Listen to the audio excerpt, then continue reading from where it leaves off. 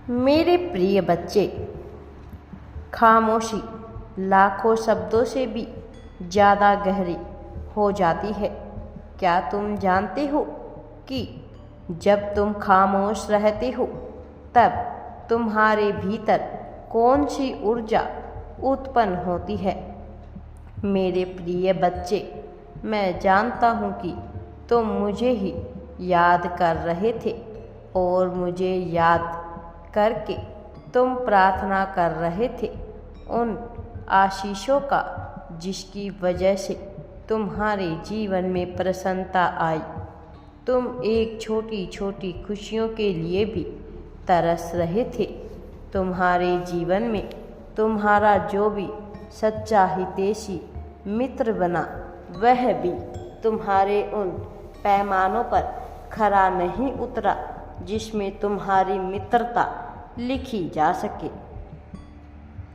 और हर कोई एक समय के बाद तुम्हें छोड़कर चला गया और इस बात से तुम्हें बहुत पीड़ा पहुंची है।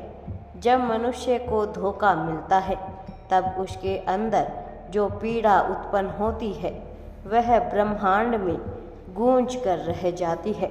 लेकिन आज जो मैं तुम्हें बताने जा रहा हूँ, यह जानने के बाद तुम भी यह करोगे।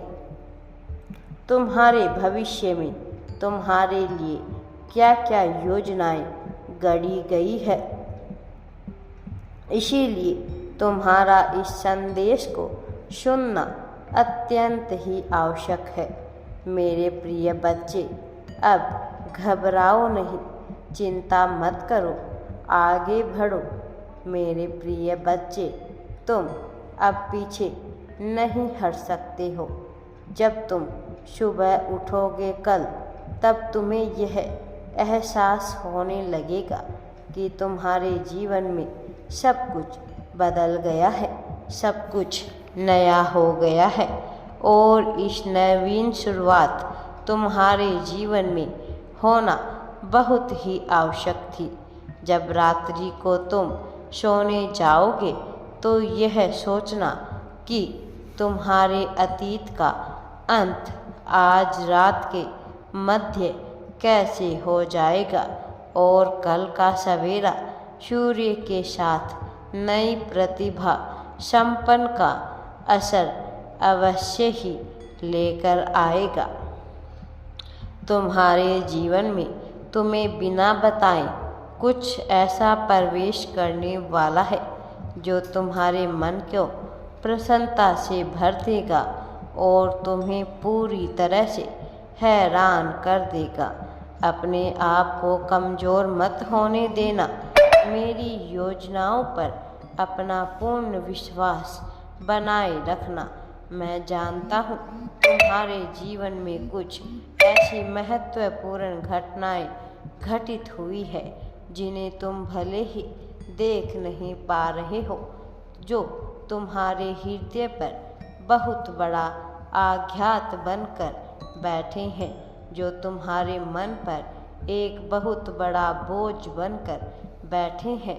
तुम्हें यह याद करना है कि तुम्हारे जीवन की प्राथमिकता क्या है, तुम्हें जीवन में आगे क्या करना है।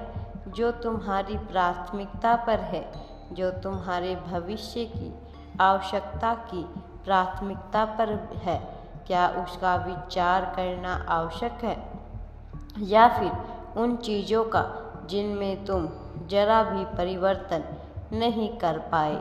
तुम यदि इस व्यक्ति को बार बार याद कर रहे हो तो तुम विचार करो कि आखिर तुम्हारे मन में जो शंका उत्पन्न हो रही है वह क्यों हो रही है। मेरे प्रिय बच्चे, जब किसी के साथ सुरक्षा, भरोसा, अपनापन, सम्मान और प्रेम की अनुभूति होती है तब उसकी ऊर्जा मनुष्य के हृदय को छू कर जाती है और जब पुनः वही पुण्य उन्हीं पलों को याद करता है तो उसे सुख का एहसास होता है, उस सुख का जो उस क्षण उसे महसूस हुआ था वास्तव में वह व्यक्ति को नहीं बल्कि उन पलों को याद करता है जो उसके ही दिमाग की गहरी परत में अवचेतन मन में दबी हुई छुपी हुई होती है। लेकिन इसका यह भी अर्थ होता है कि अब वह मनुष्य अपनी खुशियों के लिए दूसरों पर आश्रित हो गया है। यदि तुम्हें ऐसा लगता है कि वह व्यक्ति तुम्हारी चिंता करता था, तुम्हारे सुख दुख में तुम्हारा सहारा बनता था और उसके दूर चले जाने से अब तुम स्वयं को बेसहारा महसूस कर रहे हो, तुम जानते हो कि तुम स्वतंत्र रूप से इस धरती पर जन्म लिए थे और अपनी खुशियों के लिए एकमात्र तुम ही जिम्मेदार हो। तुम्हें अपने खुश होने के लिए किसी भी वस्तु, व्यक्ति, स्थान या परिस्थिति की आवश्यकता नहीं है। खुश रहना एक चुनाव है, जैसे दुखी रहना मनुष्य का एक चुनाव होता है, उसी तरह से खुश रहना भी एक चुनाव होता है।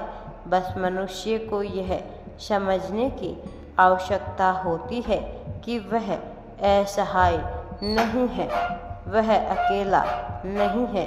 यह उसका दिमाग ही है जो उसके मन का शत्रु बन रहा है, जो उसके मन में ऐसी कुंठा उत्पन्न कर रहा है कि वह रह रहकर केवल और केवल नकारात्मक तत्वों का ही विचार किए जा रहा है। तुम्हारे भाग्य में बहुत सी बेहतरीन चीज़ें लिखी जा रही है, एक से बढ़कर एक संपन्न बेहतरीन चीज़ें तुम्हारे जीवन में उतर रही है।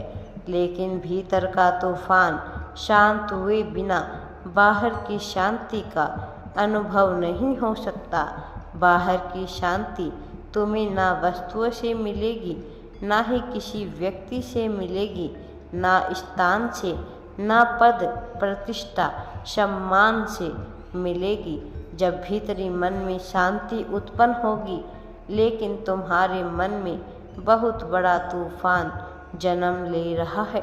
तुम भविष्य की योजनाओं को समझ नहीं पा रहे हो, तुम किसी के बोझ के तले दबे हुए हो, अपेक्षाओं के बोझ तले दब गए हो। मेरे प्रिय बच्चे, इन सब से छुटकारा पाओ और जीवन में आगे बढ़ो, जीवन के मूल्य को समझो। मेरे प्रिय बच्चे, अपने मन में सदैव सकारात्मक विचार लेकर आओ। मेरा आशीर्वाद सदैव तुम्हारे साथ है। राधे राधे जी।